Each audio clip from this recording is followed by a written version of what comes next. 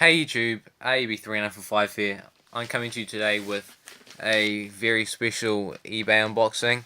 This is special to me because I thought I'd never get my hands on this figure, because it is one that you wouldn't come across every day. That's all I'm going to say. Even though you probably already know what it is, I'm just going to start opening it.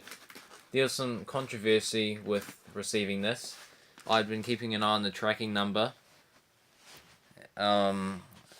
Since it was from eBay, I'm not really used to how their tracking works, but that's besides the point. I was looking at the tracking number and all of a sudden it said undelivered, failed delivery attempt or something, and they hadn't left a card on my doorstep or in the mailbox or anything like that. So it was really confusing. And the Royal Mail website, since Royal Mail was the company that this seller decided to go with, they couldn't provide the delivering company for New Zealand that it was in, so we just had to call different courier places and see where this was and give them the tracking number and stuff. Luckily, this wasn't sent away yet, because it actually was nearly a week after it had been undelivered until I discovered it. So I was panicking and worrying that this may have already been sent back to the UK, because that's where this came from. Sorry it's taking a while. I actually really want to be really careful with this. I do not know how they've packaged this, and I would hate to ruin a figure worth so much. I don't want to sound arrogant here, but it's a figure that I got a great deal on. And I'll just see if I can pull this paper off. I can see it behind the bubble wrap. It's in its little collector box thing. Here we go, it's in some bubble wrap. Yeah, this white collector box is a great hint to say that it came from MattelCollector.com originally, I'm pretty sure. Because they used to pack white collector boxes with almost all of their figures that they listed. So here we have it. As you can tell,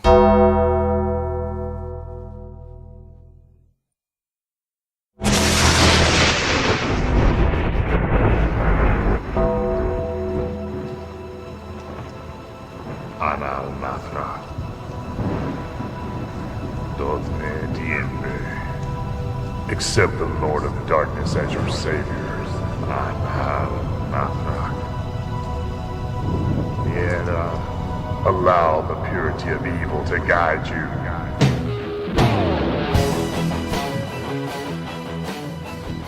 So as I was saying before, this is the Mattel WWE San Diego Comic-Con 2010 exclusive Undertaker figure. This is one of my biggest wants ever, and I'm glad to say that this is the new holy grail of my collection. So let's take this out of the white collector box just to make sure that it really is the San Diego Comic-Con 2010 exclusive Undertaker figure.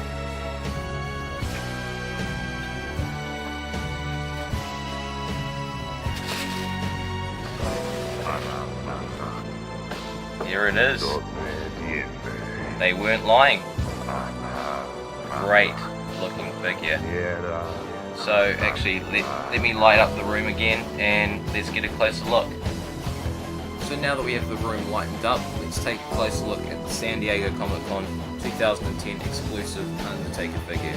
Now I've noticed on YouTube there aren't many reviews of this guy, so I'd like to give you guys the opportunity of having a better look at this figure from my perspective.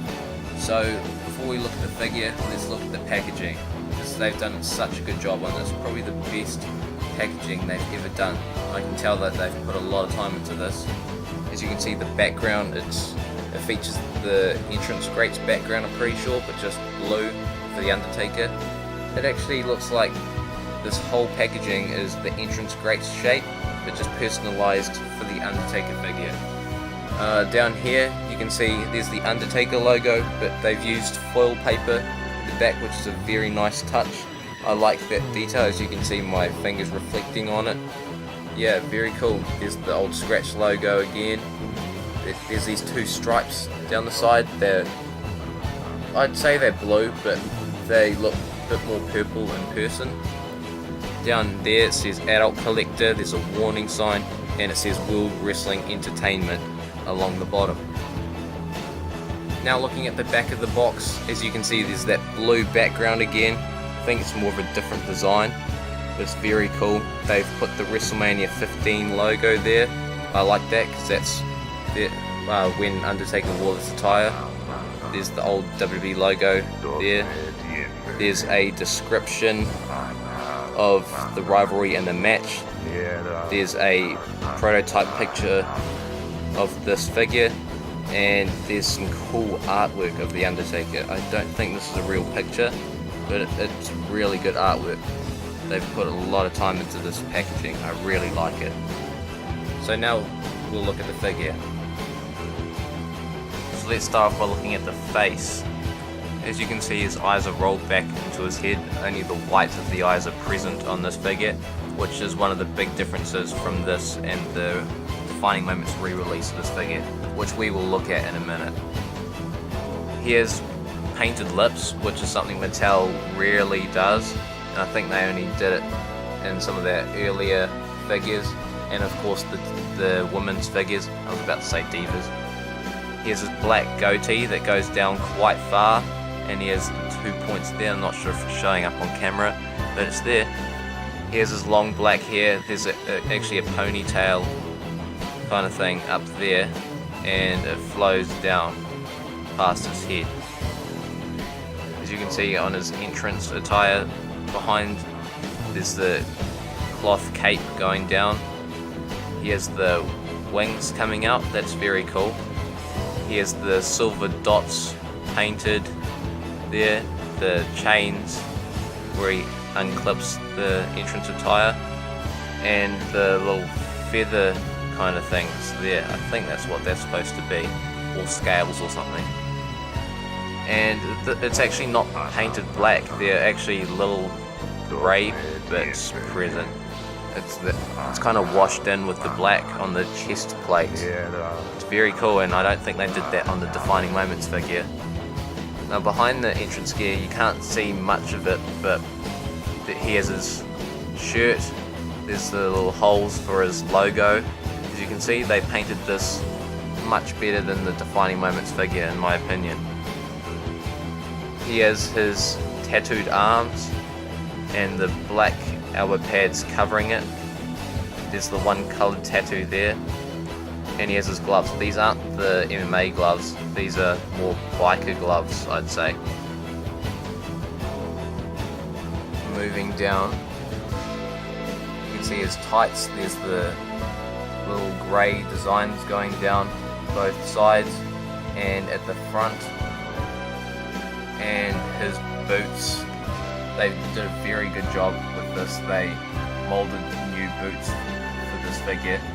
As you can see, there's an M logo on both sides. I assume the M would be for Ministry, but it could be something else. Here we have a comparison with the Defining Moments re-release figure. First I'll show you the differences that I can see on the head. In fact, let's actually bring the camera closer.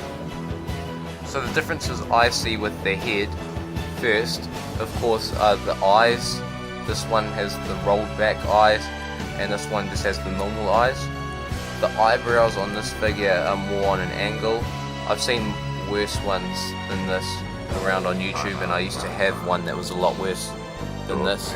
And these eyebrows aren't on as much of an angle, and I think they're better painted in my opinion. This one has the painted lips, and on this one the paint on the goatee is up slightly further. On the sides of the head, I actually don't know if you can see, you might be able to see it. On this one the shaved bits on the side are lighter than this one, and on this one there are more little dots for more detail on the shaved sides. On the vest, this is plain black, and this one is really dark grey. And on this one, the silver is a lot more shiny and bright than this one. I don't see any differences with the arms, but on the tights, I'll see if I can bring the camera out a little bit. On this one, the tights designs are, they have a slight blue tone to it, and they're a little bit lighter, I think. Possibly, maybe even a little bit darker, I don't know. There's a little bit of a difference there. And this one, the designs are plain grey.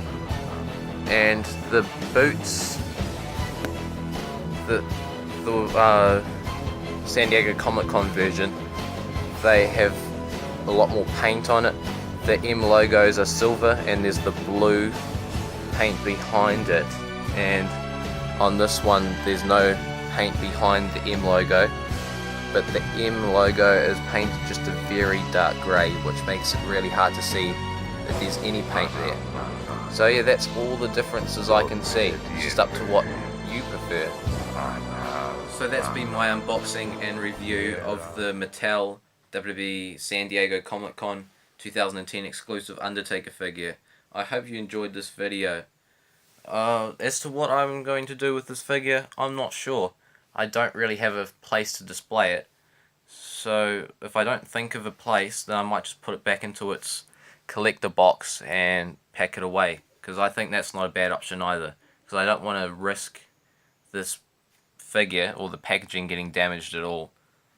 Now, I recommend this figure if you, even if you have the Defining Moments figure and you can find it at a great price, get it. But if you don't have the Defining Moments figure, I think it's worth shelling out the money to get this. I really do. And I don't know how I didn't get this figure sooner. I'm just lucky that it came up at a good price. So yeah, thank you for watching and subscribe.